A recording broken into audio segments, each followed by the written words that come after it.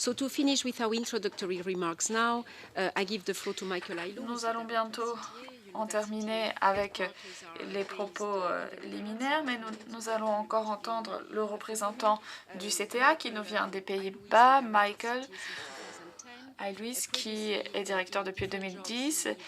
Avant cela, il a travaillé à CIFOR, notamment, et dans d'autres domaines.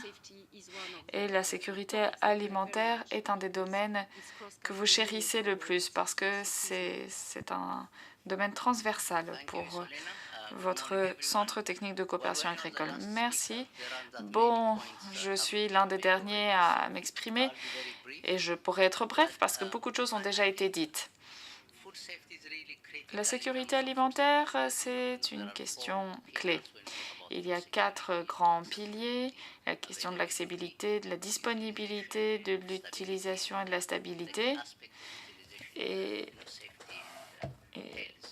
ceci est lié à la sécurité, à la santé, à la qualité alimentaire.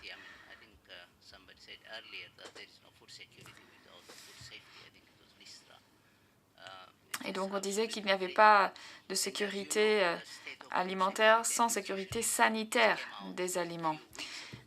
Et il y a ce rapport qui a été publié il y a quelques semaines qui reprend les données depuis 2014 avec une inversion de la tendance, surtout à cause de l'évolution climatique. Et malheureusement, on a plus de gens qui souffrent de la faim de nos jours qu'en 2015. Et en termes de nutrition également,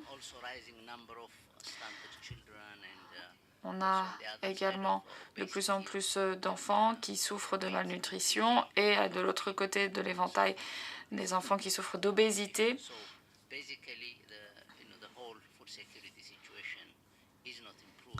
Et donc la situation en matière de sécurité alimentaire n'évolue pas ou évolue dans la mauvaise direction. Il faut continuer à y travailler et les questions de sécurité sanitaire des aliments sont au cœur de la question. Cela vaut pour les ODD, cela vaut pour les foyers de maladies que l'on constate en Afrique. Et il s'agit ici de fixer des objectifs de lutte contre la faim, de meilleurs salaires pour les agriculteurs, avoir également un commerce régional qui soit renforcé. Ceci a de nombreuses implications pour la sécurité alimentaire. Et donc, un des domaines dans lesquels nous travaillons,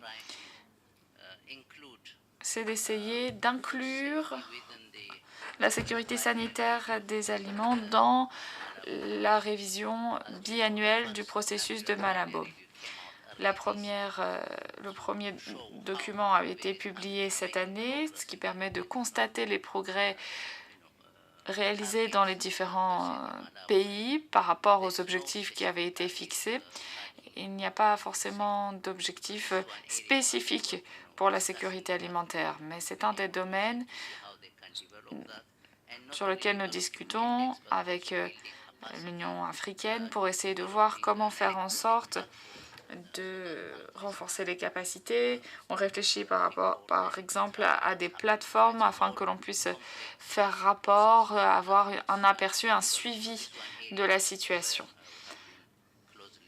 Et donc c'est un des domaines dans lequel nous coopérons avec l'Union africaine et j'espère qu'on pourra également coopérer avec le GFSP puisque vous travaillez aussi au renforcement des capacités. Et puis il y a également des projets sur les chaînes de valeur que nous soutenons parce qu'on y trouve aussi un composant sécurité alimentaire. Donc on a des chaînes de valeur en Afrique de l'Ouest, également en Afrique de l'Est, ce qui permet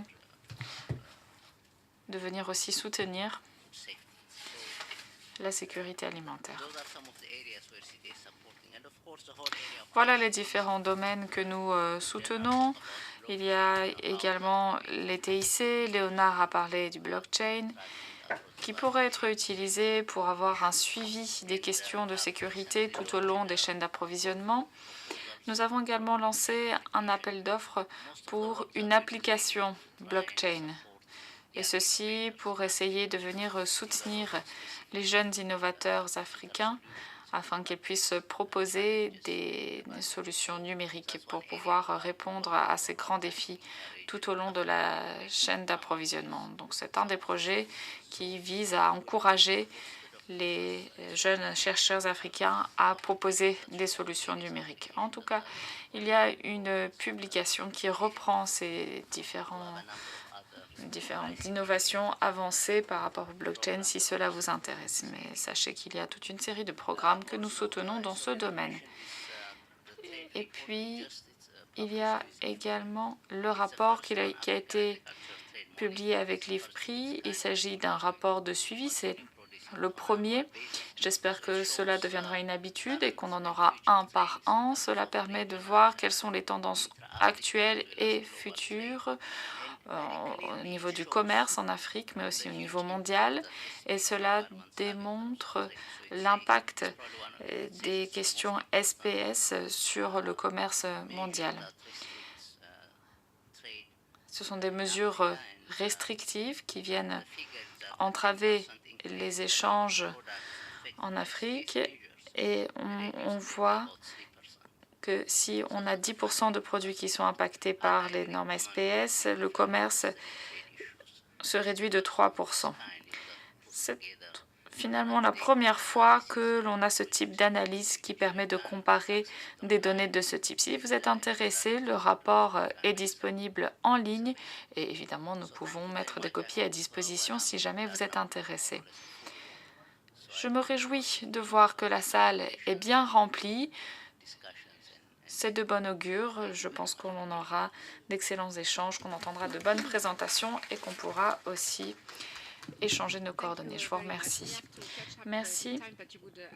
Nous sommes déjà un petit peu en retard, mais les propos liminaires étaient extrêmement intéressants. Je pense que vous serez d'accord. Cela nous permet déjà d'avoir un premier aperçu, savoir où nous en sommes, ce qui est prévu, quels sont les grands domaines qui seront soutenus